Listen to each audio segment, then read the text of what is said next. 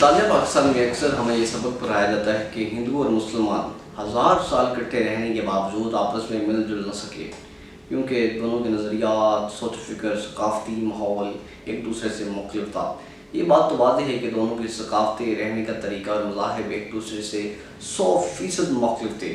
ये भी मुमकिन नहीं है, और ये भी मुमकिन है कि अगर ऐसा ग्रोह हो जिनके नज़रियात मुख्तलिफ हों तो वो माशरा चल सकता है। वेस्ट की मिसाल हमारे सामने है कि वो माशरे चल नहीं रहे जहाँ पर मुख्तलिफ मज़ाहिब आपस में मिलकर रह रहे हैं। बिल्कुल ऐसा ही था बरसगीर में कि हिंदू और मुसलमान आपस में मिलकर रह रहे थे और हज़ार साल आपस में मिलकर ही रहे हैं वो, हालांकि उनके नज़रियात मुख्तलिफ थे। कुछ कहते हैं कि भाई उनके नज़रियात मुख्तलिफ थे, इस वजह से आपस में नहीं रह सकते थे। मैं कहता हूँ कि अगर दो इंसान आपस में एक दूसरे को पसंद नहीं करते, उन्हें एक कमरे में बंद करते हैं तो वो 5 मिनट भी एक दूसरे को बर्दाश्त नहीं कर पाएंगे। तो फिर 1000 साल हम देखते हैं कि 1000 साल वो आपस में इकट्ठे रहे हैं, तो ज़ाहिर बात है कि वो उनके अंदर बर्दाश्त, बुर्दबारी का रवैया था, तो वो माशरा चल रहा था ना 1000 साल से। हम आपको मिसाल देना चाहेंगे 1880 की। 1818 में इंडिया की एक स्टेट है मराठा, वहाँ पर बाजीराव जो एक काफ़ी मशहूर नाम है वो हुकूमत कर रहे थे।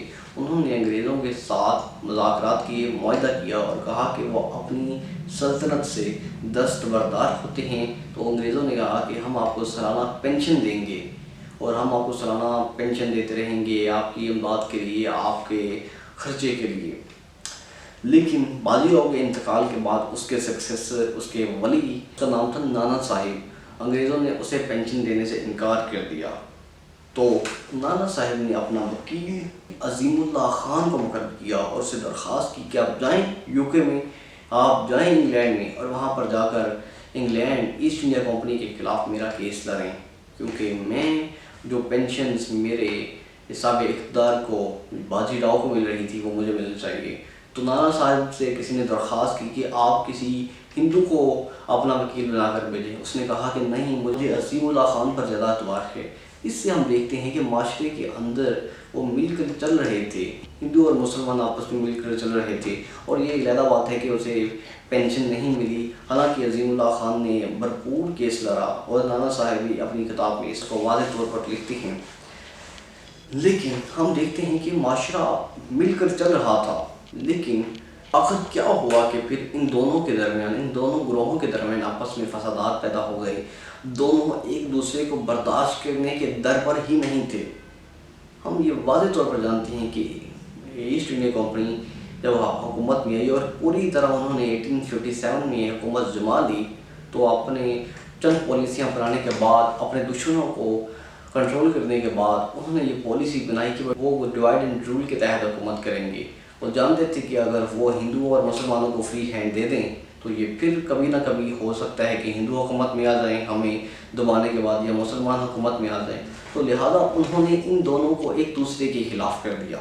ऐसी पॉलिसीज़ अपनाई कि हिंदू मुसलमानों के ख़िलाफ़ हो गए और बानिस्बत है कि वो अंग्रेज़ों को अपना दुश्मन समझें कि जो बाहर से आए हैं, वो मुसलमानों को अपना दुश्मन समझने लग गए और मुसलमानों के दिल के अंदर ऐसी सोच पैदा कर दी कि क्यों हिंदू मेजॉरिटी में हैं लिहाजा वो आपको दबा सकते हैं।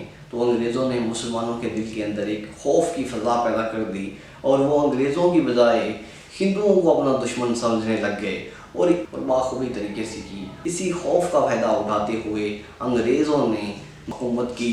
पहला तो उन्होंने एक हिंदू और मुसलमानों को एक दूसरे के ख़िलाफ़ कर दिया और दूसरा ये कि उनसे उनकी शनाख्त ख़त्म कर दी जो थी फ़ारसी ज़ुबान। हम देखते हैं कि मुग़ल के दौरे हुकूमत में, मुग़ल सल्तनत में जो उन्होंने 800 साल हुकूमत की है, फ़ारसी ज़ुबान ही राइज रही है पूरे बरसगीर में।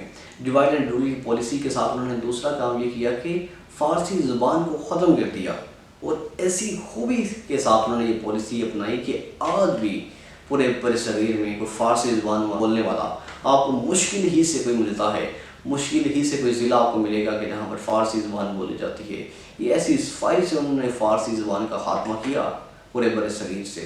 और हिंदू और मुसलमानों को आपस में लड़ाने लग गए कि हिंदू कहते थे कि हिंदी कौमी ज़ुबान होगी अंग्रेज़ी के बाद, और मुसलमान कहते थे कि उर्दू कौमी ज़ुबान होगी अंग्रेज़ी के बाद, और ख़ुद वो फ़ायदा उठाते रहे। जो मेन पॉलिसी थी, जो मेन मिड लाइन थी, जो मेन आउटलाइन मैं आपको बताना चाह रहा हूँ वो है कि डिवाइड एंड रूल की पॉलिसी। किस तरह उन्होंने डिवाइड किया दोनों को, اور کس طرح وہ حکومت کرتے رہے ہیں۔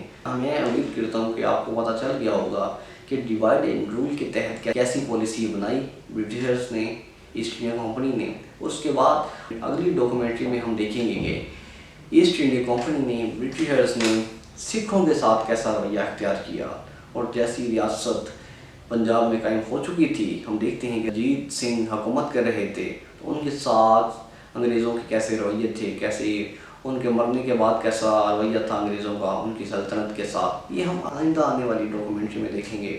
اس کے ساتھ ساتھ ہم ششی تھرور کی بک کا حوالہ دیں گے کہ ان کے بقول 43 ٹریلین ڈالرز انگریزوں نے یہاں سے چرا کر یو کے کی طرف، یو کے میں منتقل کیے، اور ہم پورے دیکھیں گے کہ انہوں نے سب کانٹیننٹ کی اکنامی کو، ان کی تجارت کو کس طرح برباد کیا۔ یہ ہم آئندہ آنے والی ڈاکومنٹریز میں دیکھیں گے۔